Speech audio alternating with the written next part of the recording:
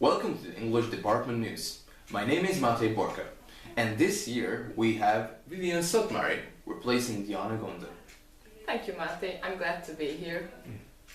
Welcome back to the new semester. I guess everyone is so thrilled about getting back to classes. I know I am. Our first piece of news is about the TDK. If you have a project to submit, you have registered for the competition until the 1st of October on Wednesday. You don't have the paper finished until November the 3rd though. How long does the paper have to be? From 10 to 15 pages. So you still have time to work on it, even if you don't have much written now. New things this semester include a new required course for first-year students. If you took the test, by now you should know whether you have to take it. The course is not required for second-year students who failed the Alapishka, but it is strongly encouraged. That second-year course meets on Friday at 11 o'clock. New people in the department include Eva Pataki, who will be interviewed later this semester. Colin Swatridge is back again until October 10, and he was the subject of this edition's interview. And now, here's some interviews I took on Sports Day with the first-year students. I asked about their first impressions in connection with the university. So, what's your first impression about the university? So far, I really enjoy my studies here, and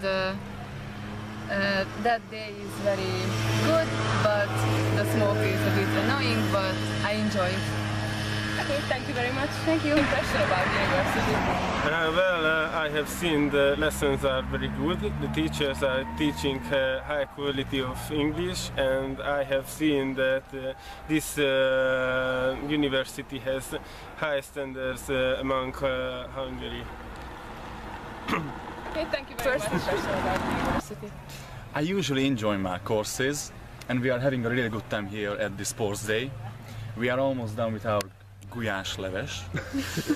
And I have just talked about some guys from Kazakhstan, and they said we are going to exchange our food to taste there and to taste our.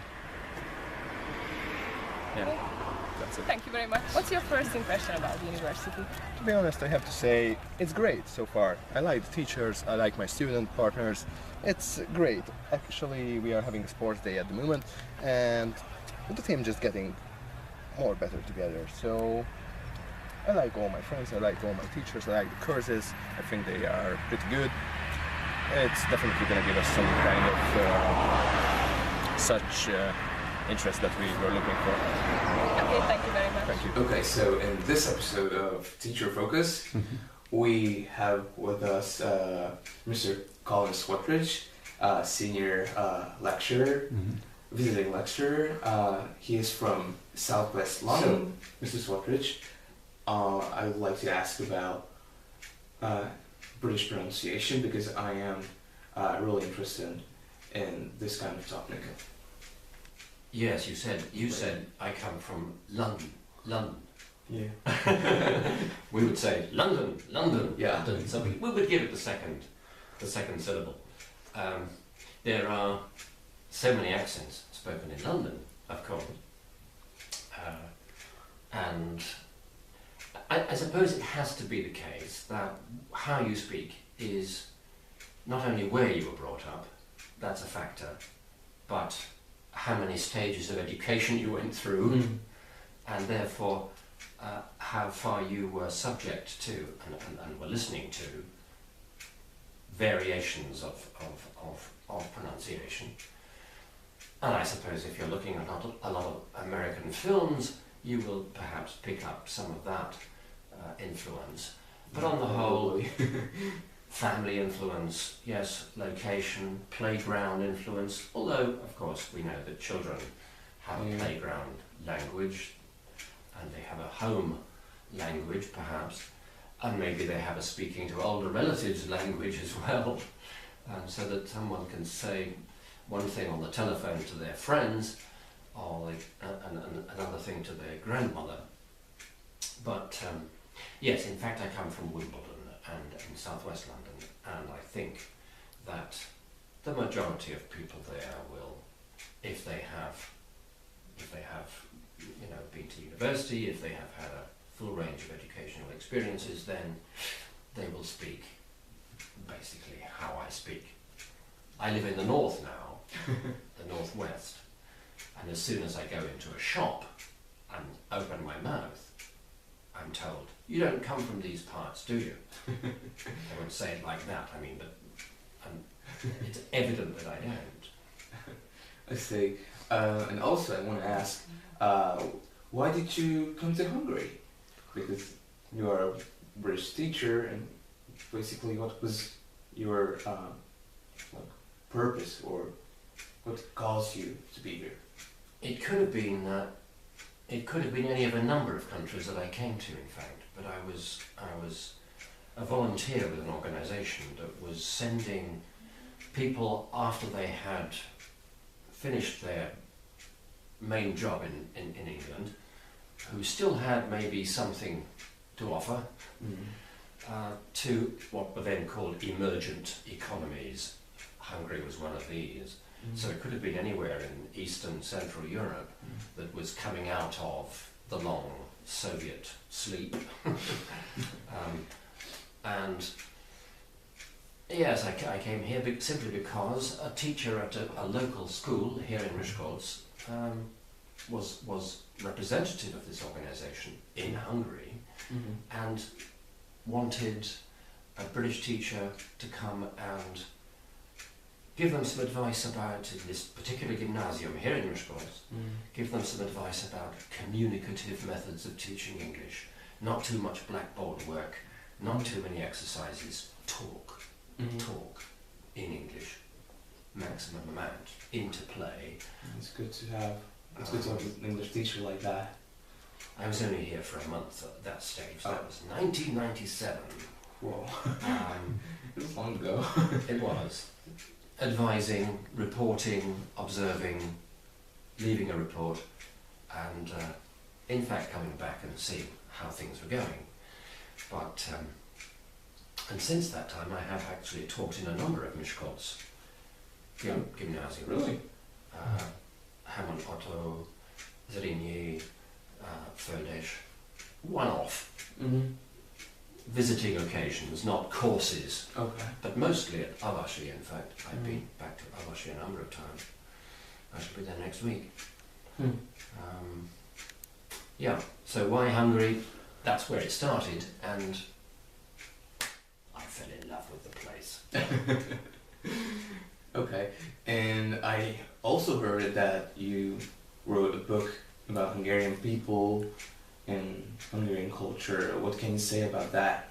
Yes, and what should I have been able to say as an outsider who has no Hungarian? What were my qualifications, as it were, for writing a book that was called A Country Full of Aliens? What do I think I'm doing coming to this country and calling you aliens? The description, or the title, was taken in fact from a Hungarian journalist who said, "Hungary, my country, is a country full of aliens." He was writing a book, How to Be an Alien. Yes, it was a book written in 2005 after 7 years of being here, for 2 whole years and 3 semesters. A number of things had struck me, how Hungarians seem to have Britain to do things the other way around, often. And there were peculiarities that I thought it was worth noticing, but it wasn't a book for tourists. It was a book I hoped to get under the skin a bit. And of course, teaching, one does meet people at a very interesting stage of their lives, meeting university students. So I hope it's a book full of stories about my experiences, which tell me or told me something about the Hungarian character, Hungarian values, which I think are more or less our values, actually. We're not so very different. You're not really aliens. I guess. But yes, it was about education. It was about transport, how I meet people on trains, and their behaviours, which are interesting to an outsider to report on. It's a book which I think has sold more copies to visitors to Hungary, possibly, than Hungarians themselves. I don't know. It is now translated into Hungarian, but I hope people might try to read it in English. I see. And my final question is that what do you teach here at this university? Well, a mix of things, I suppose. Now it's how to put a case together in an essay or a dissertation, how to mount an argument. We call this critical thinking back in England and in America. And I'm also, because I teach in the sociology department, teaching about issues like school and stress, mental health among adolescents, prison. Do we put too many people in prison? How do we care for the young? How do we care for the old? What are the problems we face in terms of the north-south divide in Britain? Is there poverty, homelessness? You know, how do we deal with these things? And how do you deal with them in Hungary? These things balance off each other. Issues, problems we all face. Well, thank you for answering my questions, and thank you for still being here.